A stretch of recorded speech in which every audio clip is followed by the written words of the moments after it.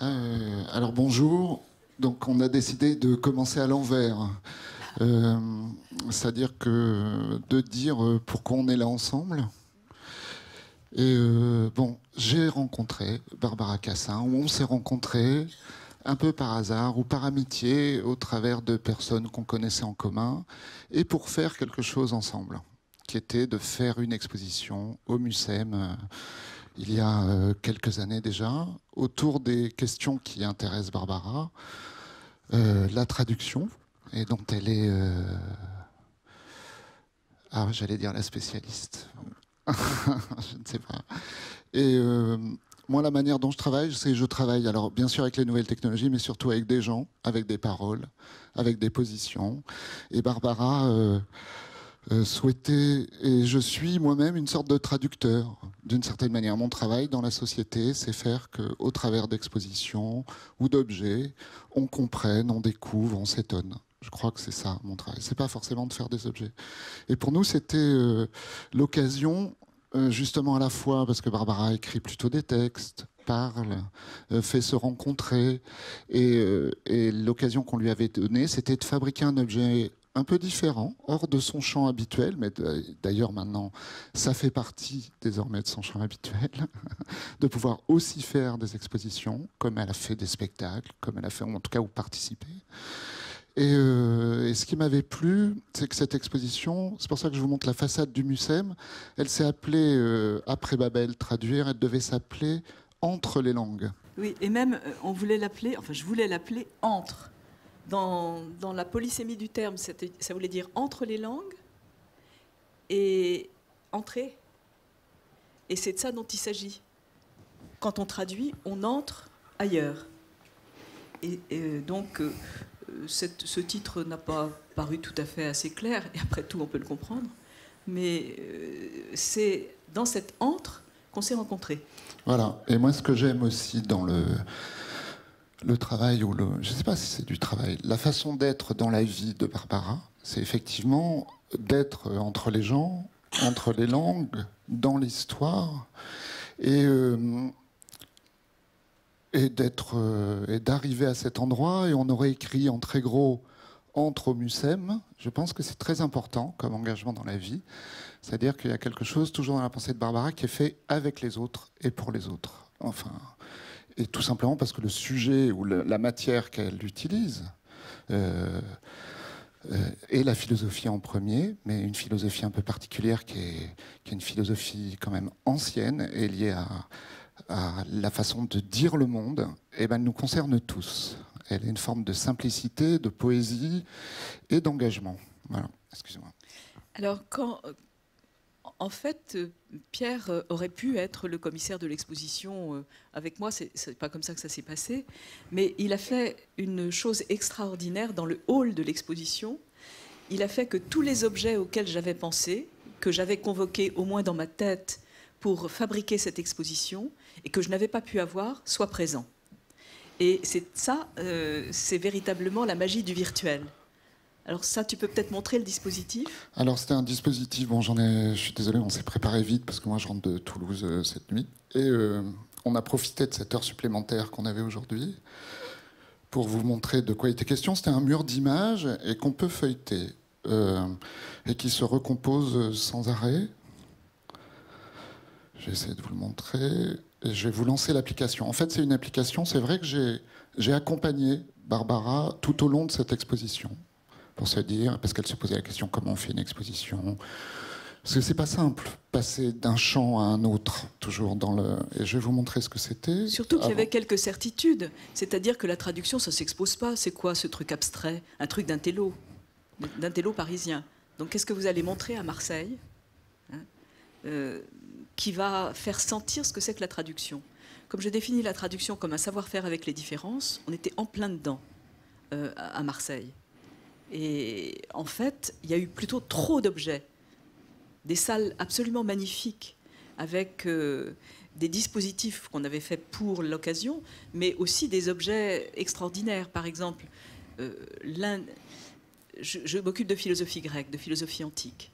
Et les Grecs disent logos pour dire à la fois raison et discours. tout ce qui est mis en relation.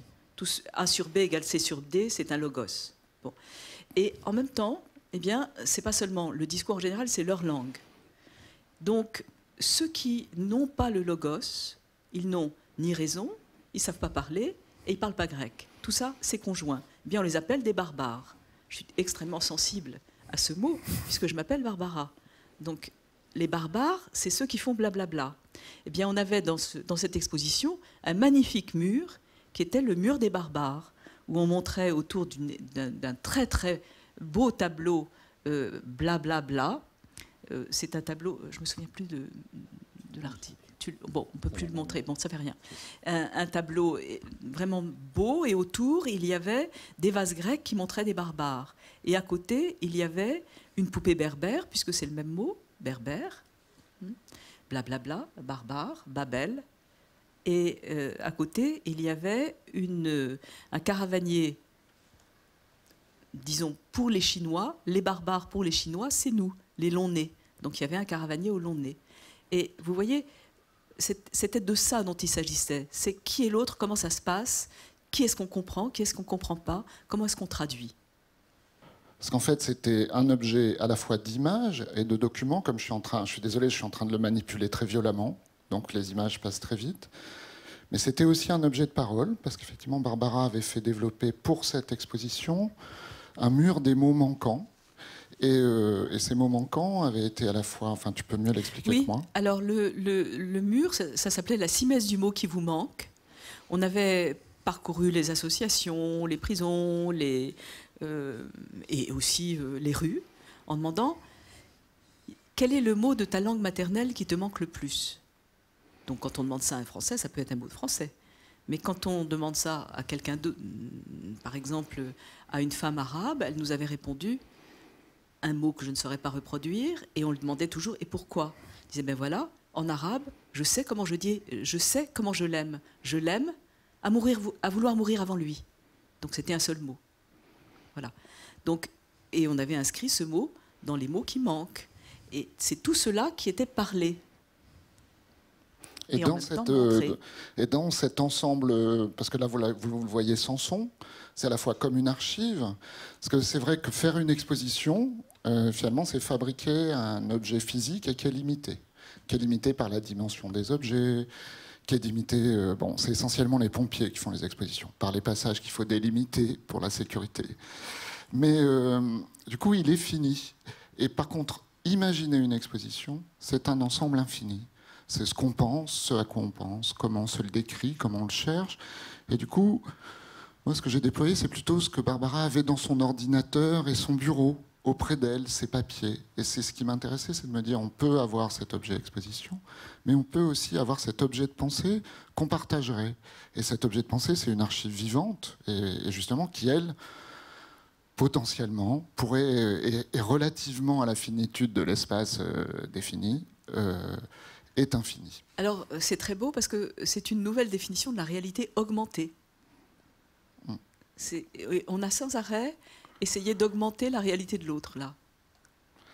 Oui, et je crois que c'est dans cet entre, parce que finalement, on se pose des questions mutuellement. Comment tu ferais ça? Qu'est-ce que tu penses de ça?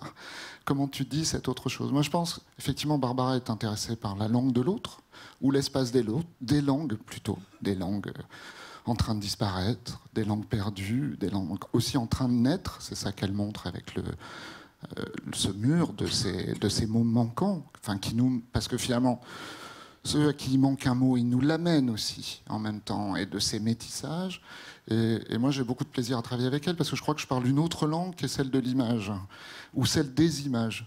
Mais sauf que la langue des images, bon, qui est une langue actuelle, hein, on est de plus en plus au milieu des images, et qu'est-ce qu'on en fait de ça? Et comment on s'en débrouille? Et se débrouiller, c'est parler, déjà. Et c'est une langue à la fois naissante, peut-être, ou en train d'advenir, et puis la mienne, comme artiste, c'est une langue qui va bientôt mourir aussi. Ou disparaître. Donc voilà, si vous voulez, notre premier point de rencontre, ça a été cet avant Babel dans l'exposition après Babel, quoi. Et puis, on en a eu un deuxième très, très récent, qui est de fabriquer cette épée. Bon, je rentre à l'Académie française. ce n'est pas quelque chose qui qui va de soi pour moi. Enfin, je suis très heureuse d'y être et très fière d'y être, mais il y a tout un rituel qui n'est pas très coutumier. Et donc, dans ce rituel, il y a porter une épée. Pourquoi ? Parce que c'est un monde d'hommes. L'académie a été faite par des hommes, pour des hommes. Il y a très peu de femmes. Il y en a eu 9 en tout. Moi, je dois être la 9e. Actuellement, il y en a 5. Et c'est tout récent que ça s'ouvre aux femmes. L'épée était là pour dire que les académiciens étaient une compagnie, comme des mousquetaires, si vous voulez, les mousquetaires de la langue. C'était une compagnie qui défendait la langue et qui l'illustrait. Et ils avaient le droit de porter une épée parce qu'ils pouvaient parler sans crainte devant le roi. C'était les seuls à avoir une épée possible, à pouvoir garder leur épée devant le roi. Donc j'ai trouvé que ce témoignage de liberté, de liberté de parole, j'avais envie de le conserver. Donc j'avais envie moi aussi de porter une épée qui avait ce sens-là. Parce qu'avant moi, par exemple, il y a eu une grande helléniste, Jacqueline de Romilly, qui avait choisi de porter un sac à main. Alors moi, ça ne me disait rien. D'autant plus que quand on lit Freud, remplacer une épée par un sac à main, c'est un peu troublant. Donc, je préférais avoir une épée, tant qu'à faire. Simplement, je ne pouvais pas avoir n'importe laquelle. C'est-à-dire que je ne pouvais pas avoir une épée qui tue. Donc, une épée non létale, comment est-ce qu'on l'invente ? On l'invente comme une phrase, justement.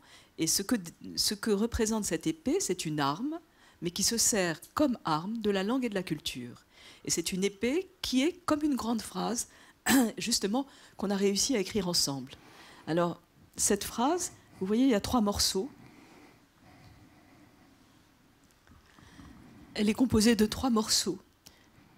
Le premier morceau, c'est ceci, qui est une reproduction 3D, assez laide, je dois le dire, d'une magnifique statuette qui est dans une tombe d'Anatolie, qui est du, si je ne me trompe, 5e millénaire avant Jésus-Christ. C'est-à-dire que c'est une tombe, c'est une statuette qui est pré-homérique et à peu près de la période des statuettes pré-cycladiques, vous voyez, cycladiques, celles qui ont les bras croisés comme ça, qui sont toutes... Mais ça, c'est une statuette barbare. Elle a été trouvée à l'endroit où Schliemann cherchait Troie. Non pas l'endroit grec, mais l'endroit barbare. Et donc, précycladique, barbare. Voilà ce qui m'intéressait et voilà ce que ça veut dire. Et c'est une femme.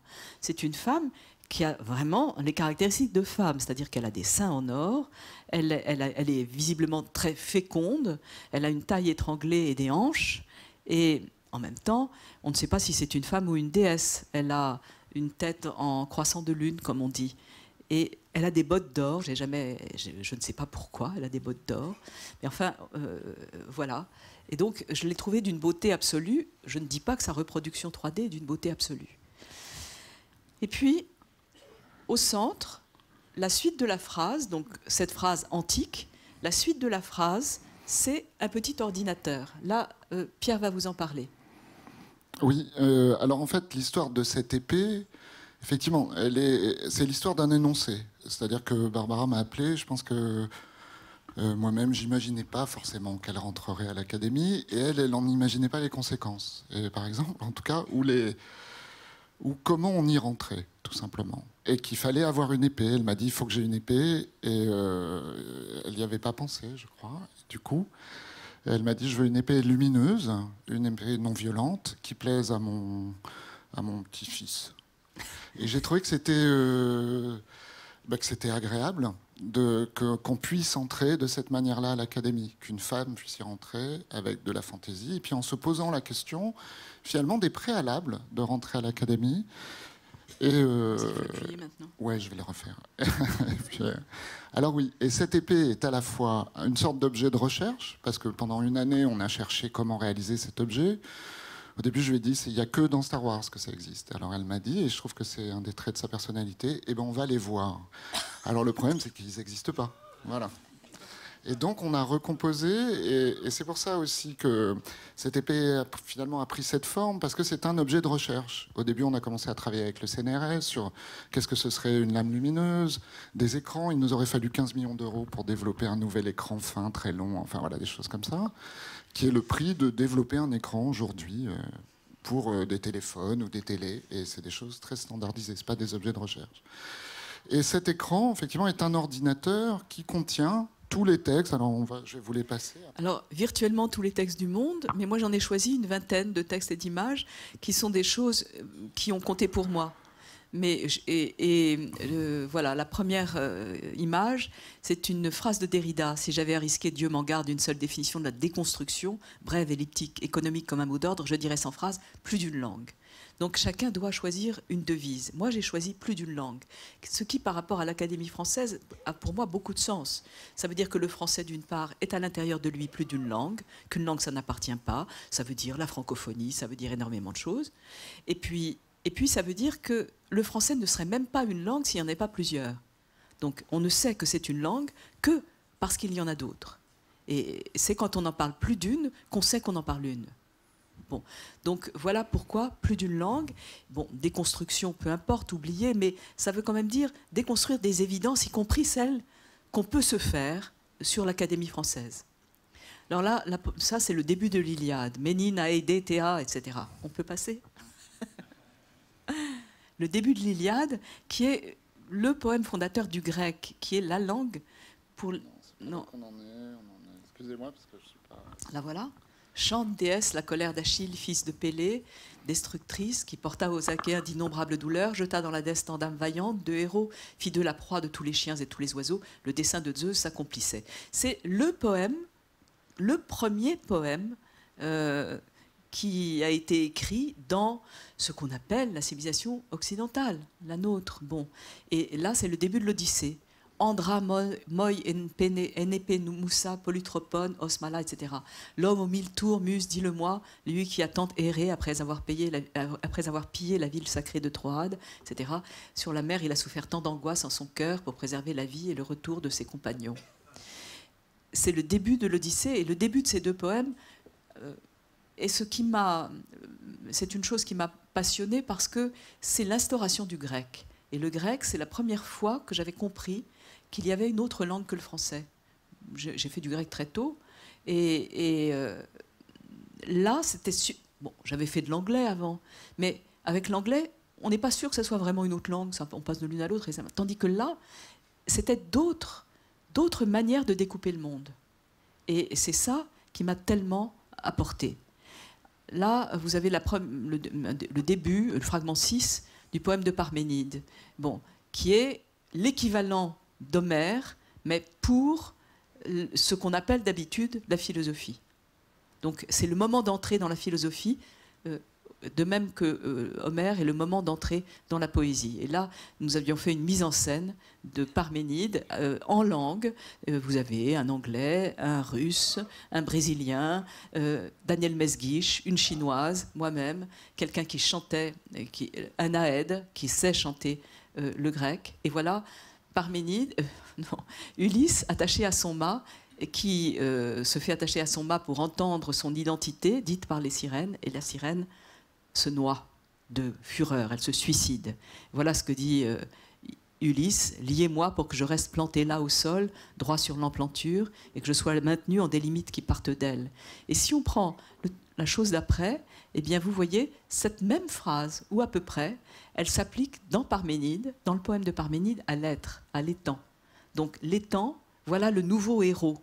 Si vous voulez, au lieu de Ulysse, le héros du mythos, du récit, voilà l'étang, le héros du logos.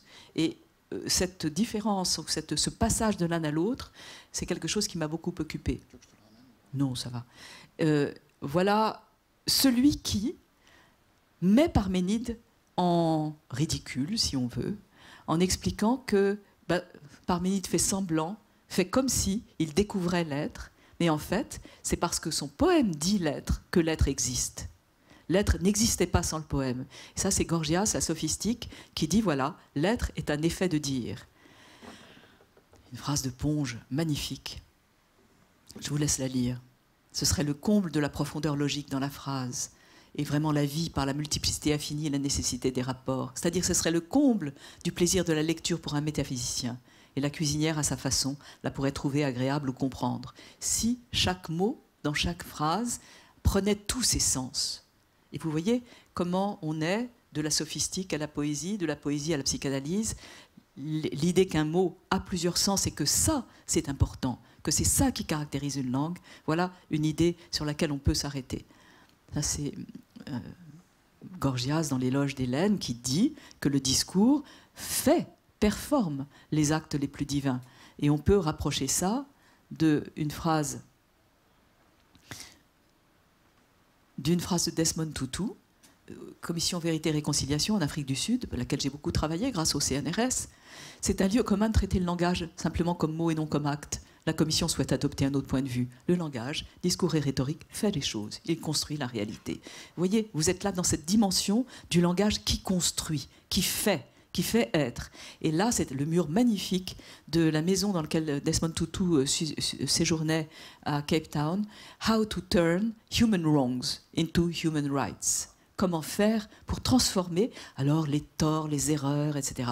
Fait à l'homme en droit de l'homme, en justesse, en justice.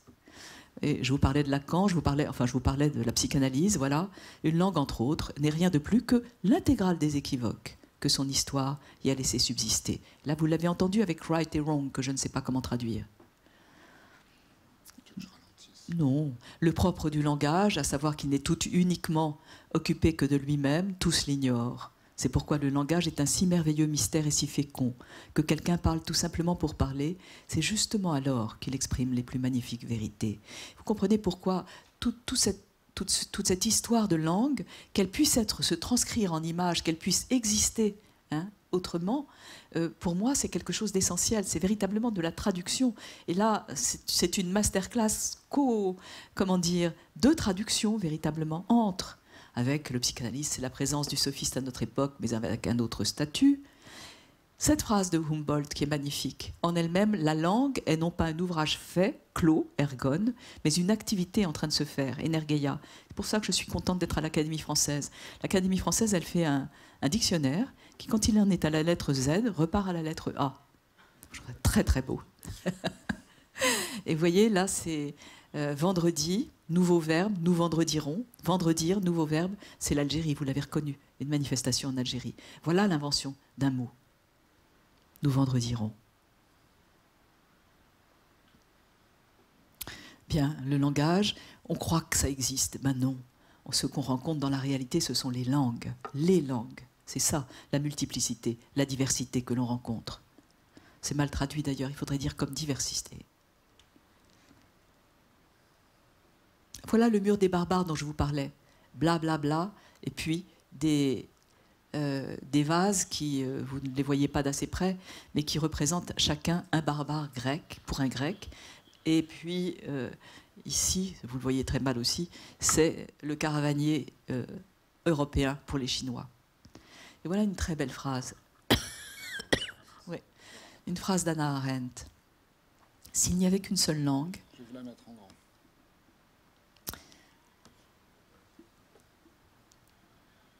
S'il n'y avait qu'une seule langue, nous serions peut-être plus assurés de l'essence des choses.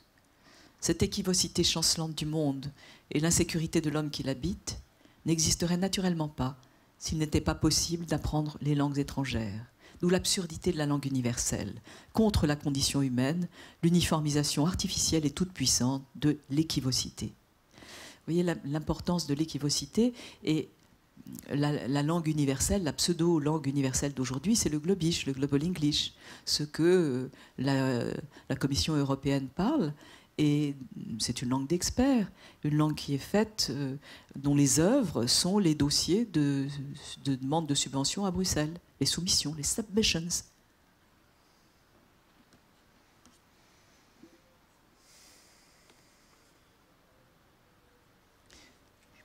Donc le dictionnaire, voilà, la langue de l'Europe, c'est la traduction. C'est une magnifique phrase d'Umberto Eco, on pourrait dire la langue du monde, c'est la traduction. Mais vous voyez, le dictionnaire des intraduisibles, dont Brigitte parlait tout à l'heure en me présentant, c'est cela dont il s'agit, ni globish, ni nationalisme, ni dire que le français, c'est la langue universelle, ou que l'allemand, c'est la langue authentique, ou que le grec, c'est la langue par excellence de la philosophie. Et là, c'est une photo que j'ai prise à Calais au moment du démantèlement. Vous voyez, il ne restait plus d'école, mais il restait le panneau dans toutes les langues. Manifestement, personne ne veut savoir que l'histoire contemporaine a engendré un nouveau type d'êtres humains. Ceux qui ont été envoyés dans des camps de concentration par leurs ennemis, dans les camps d'internement par leurs amis. Ça, c'était une revue de poésie murale que j'avais faite il y a très très longtemps, avec, là c'était en l'occurrence avec les enfants de Limay. Et c'est eux qui avaient choisi de dire ça, non construit, non cassé, cessez, annulé. Je souhaite, non je veux. C'était un poème de Neruda. Et puis, voilà. Pourquoi est-ce qu'on fait tout ça? Eh bien, parce que le goût compte parmi les facultés politiques.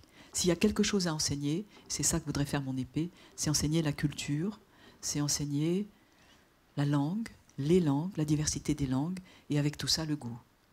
Alors, je ne dis pas qu'elle est de très bon goût, c'est encore autre chose. Et voilà ma dernière image.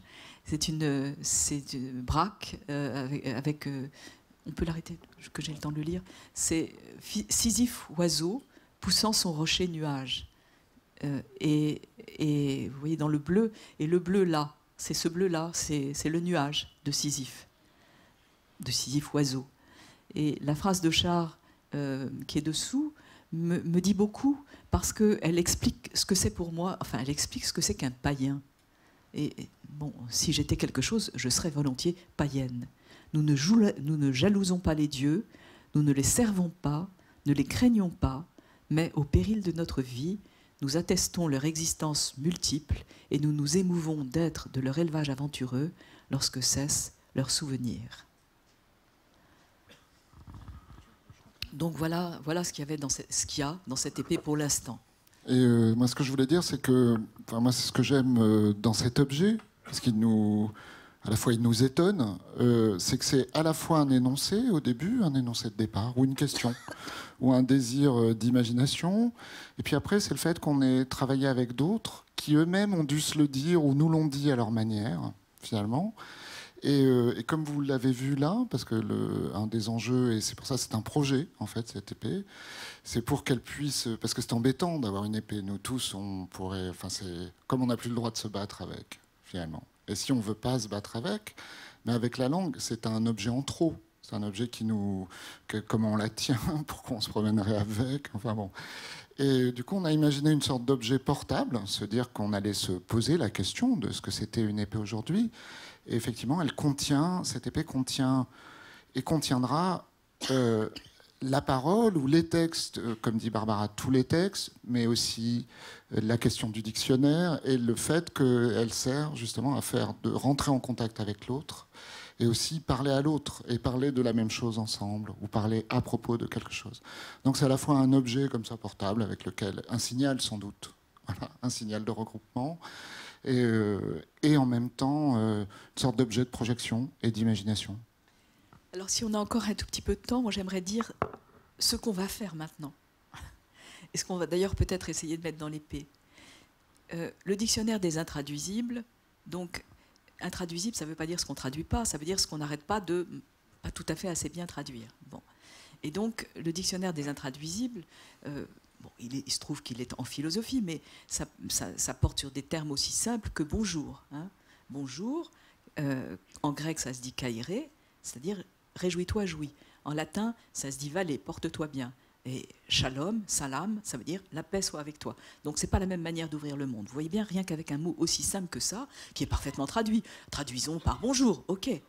Bon, mais on traduit pas tout là quand on traduit. Donc voilà, ce dictionnaire des intraduisibles porte sur des symptômes de différence des langues. Eh bien, il est traduit. Il est traduit maintenant dans presque une dizaine de langues. Et en partie en arabe, en partie, et complètement en américain, complètement en ukrainien et en russe, complètement en roumain, ça va sortir, complètement en espagnol du Mexique, etc., etc., etc. Bon, je commence à essayer de voir s'il va se traduire en chinois et comment on fait. Mais vous voyez bien que ça ne peut pas se traduire comme ça. On est au cœur des difficultés. Donc, bon, il faut le réinventer à chaque fois. Et là, il vient d'être publié, et ça me réjouit, en livre de poche, parce qu'il valait un prix fou, il valait 100 €. Maintenant, il ne vaut plus que la moitié, c'est encore trop cher, mais enfin bon, c'est déjà ça.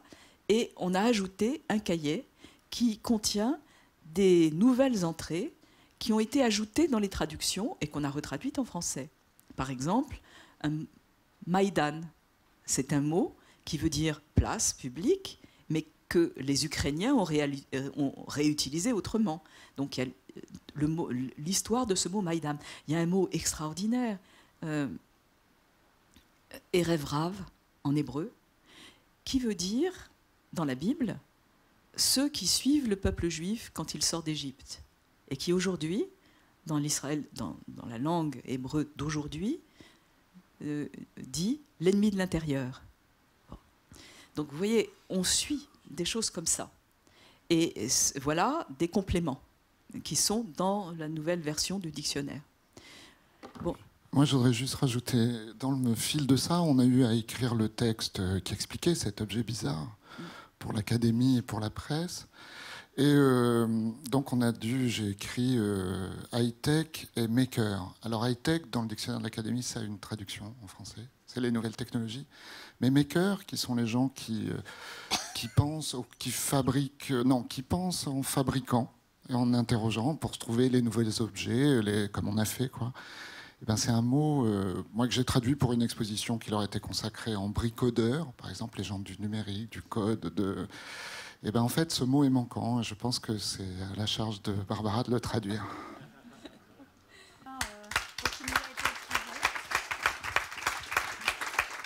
Merci, parce que c'était extrêmement vivant. Ça c'est le caractère heureux de l'improvisation, quelque part. Vous n'avez pas fini, Barbara, quand vous avez dit ce que je voudrais qu'on fasse ensemble. Et alors, vous diriez ? Eh bien, c'est l'ensemble des dictionnaires des intraduisibles qui seraient virtuellement rassemblés, éventuellement dans l'épée, et d'une manière que je n'imagine pas, mais qu'il est en train d'imaginer. Parce qu'en fait, c'est ça qui est beau dans la façon de... Enfin, alors voilà. Moi, je considère les savants comme des poètes. Voilà, pour faire simple, j'en ai besoin. C'est-à-dire, j'ai besoin que quelqu'un parle le monde. Je crois qu'on en a tous besoin, que quelqu'un nous le raconte. Et le dictionnaire de Barbara, ce qu'il a d'intéressant, c'est qu'effectivement, il est autour de la façon dont un mot... un mot qui est pris dans son histoire et dans sa signification, mais aussi dans sa géographie. Et dès que le dictionnaire est traduit, il est augmenté ou plutôt déplacé, parce qu'on ne traduit pas comme une sorte de conversion immédiate, mais plutôt comme une conversion ou une appropriation. Enfin, il le dira mieux que moi. Et du coup, dès que le dictionnaire est édité ailleurs, parce que c'est pour ça que c'est important, à la fois il est dans plusieurs langues, donc c'est comme des layers ou des calques qui viendraient se superposer et qui raconteraient le monde d'une certaine manière, mais aussi il y a un glissement qui se produit et une remise en action, enfin je sais pas comment dire, oui, une réactivation de cet ensemble. Une réinvention. Voilà, une réinvention. Et du coup, on a un objet très complexe et très naturel, qui est à l'image du monde et des mots dont il a besoin. Voilà, et par les acteurs de ceux qui le disent, voilà, quelque chose comme ça, et qui le disent, oui, tout simplement. Et c'est vrai qu'il y a un objet... Voilà, on voudrait faire aujourd'hui ce dictionnaire, et on se dirait c'est un projet, alors on le fera en 10 langues. D'accord ? Eh bien, ce serait impossible. Et du coup, c'est une sorte d'objet naturel qui existe, et très feuilleté, et toujours en mouvement, c'est-à-dire... Et ça, c'est vraiment de la nature des nouveaux objets, des objets dans lesquels on est aujourd'hui, quand on fait de l'Internet, en même temps quand on va dans des bibliothèques, et quand on circule dans le monde, tout simplement. C'est virtuellement immense et pas fini, voilà. Immense dans tous les sens du terme. Infini. Oui. Alors peut-être, j'espère, que le public a des questions, des remarques. La parole est à vous. Il y a des micros.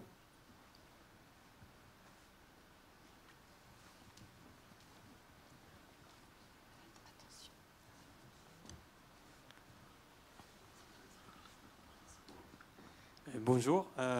Pour un hispanophone comme moi, qui a une académie de la langue qui est assez flexible et qui trouve l'Académie française assez monolithique.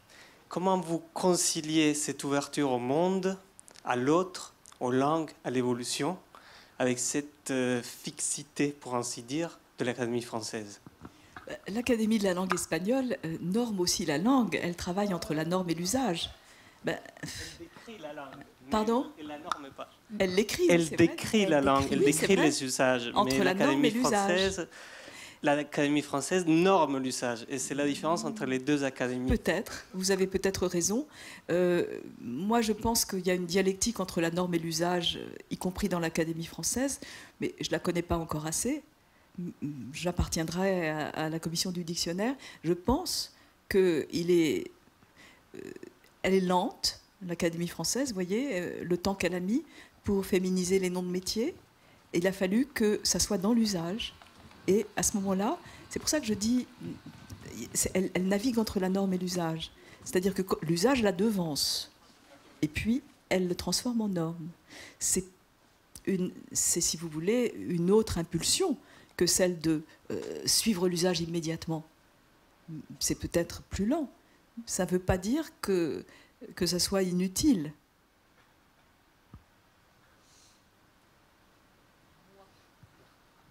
Madame.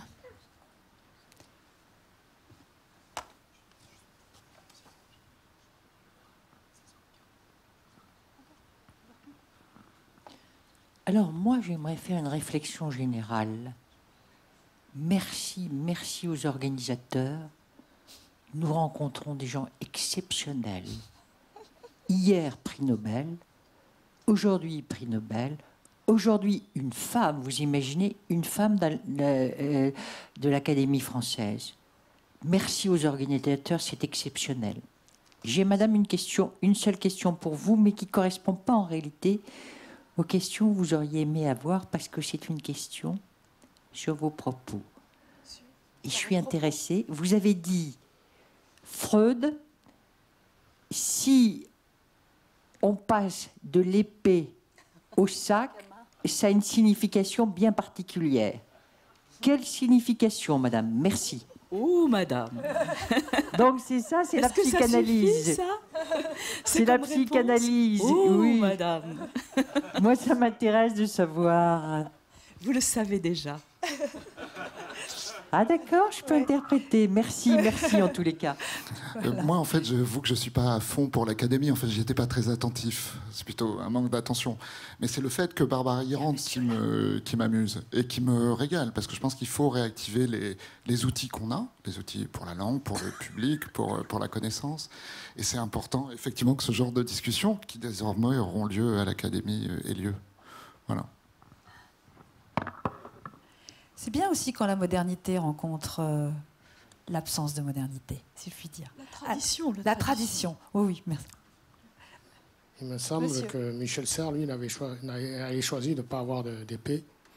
Mais je ne sais pas quelle était l'épée de René Girard. Je ne sais pas, mais on peut trouver ça sur Internet.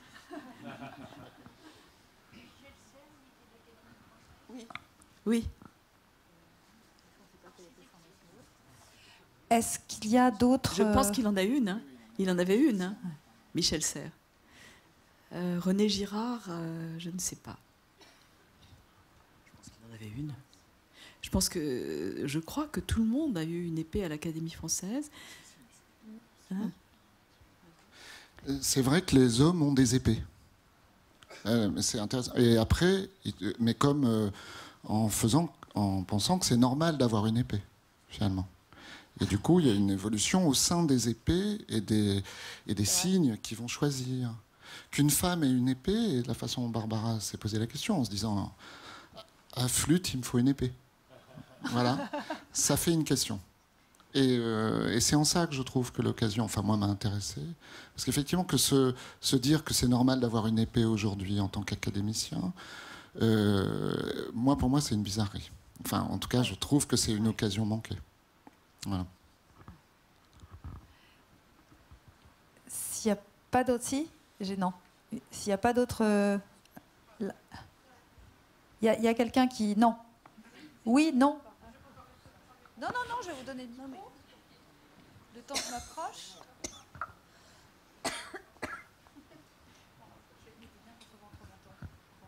Ok, merci. En fait, j'ai une question à propos du dictionnaire des intraduisibles. Vous avez mentionné qu'il y a l'arabe. Je voudrais savoir, est-ce que c'est ouvert à toutes sortes d'arabes? Par exemple, moi, je suis intéressée parce que moi, je parle l'arabe soudanais. Et je serais très intéressée de trouver les mots qui manquent en arabe standard et vers mon arabe de Soudan. Non, pour l'instant, il y a un volume arabe seulement qui porte sur le vocabulaire du droit et de la loi, et c'est l'arabe littéraire. Et il est en train de sortir de terre un dictionnaire en Wolof, une traduction en Wolof, faite par Bachir Diane, qui aurait dû être là. Et donc, si vous voulez, il y a beaucoup de nouvelles choses qui sortent. Pour l'arabe, pour l'instant, il n'y a pas... je n'ai plus d'éditeur.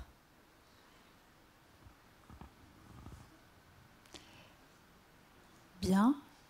Est-ce que d'autres interventions, on voit très mal avec la luminosité?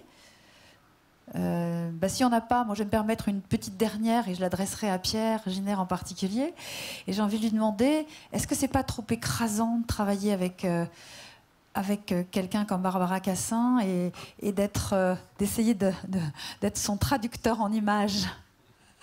Ben non, voilà. C'est-à-dire que non, parce que Barbara, elle est... Enfin, en tout cas, je pense que l'endroit où on se rencontre, c'est plutôt l'endroit de la légèreté. Voilà. Ouais. Et du passage, et de la... Je sais pas, peut-être de la vivacité, de l'imagination et de la pensée. Et puis aussi des bonnes choses, boire un coup, manger, rigoler. Ouais. Oui, parce que, si vous voulez, moi, j'ai jamais rencontré quelqu'un à qui je puisse demander comment tu vois ça et qui me dise comment il le voit, justement. Comment tu vois telle idée et il la voit. Ça, c'est formidable. Et moi, j'aime les personnes qui se racontent des histoires et qui font que je vois des choses. Et donc, c'est à peu près à ce niveau-là qu'on est. C'est vrai qu'au début, on avait dit plus d'une langue. Il y a la langue avec les mots, puis il y a la langue avec les images. Et là, on est tout à fait dans ce registre. Merci vraiment à tous les deux. Merci beaucoup. Merci à vous.